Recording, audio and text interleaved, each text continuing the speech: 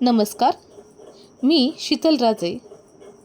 आपल्यासमोर प्रतिभेचे नवे रंग, शब्दगंध, काव्यरंग या उपक्रमाअंतर्गत आपली कविता सादर करत आहे. कवितेचं नाव आहे स्त्रीचे जीवन. स्त्रीचे जीवन सारं नात्याचं गुंफण, बापाच्या अंगणात खेळतं निरागस बालपण. काळ वेळ थांबत नाही, स्वप्नात जातं तरुणपण. मुलं बाळं पाहत सारं अवचित येतं म्हातारपण. यात सगळ्यात एखादीच्या स्वप्नांना मिळतं आजारपण. कोण कधी मोडून काढतं जुन्या रूढी परंपरांचं कुंपण. जगता येईल तितकं जगावं, यातच आहे शहाणपण. राजे, तुम्ही सांगा आता, येईल ना स्त्रियांना सुजाणपण? येईल ना स्त्रियांना सुजाणपण?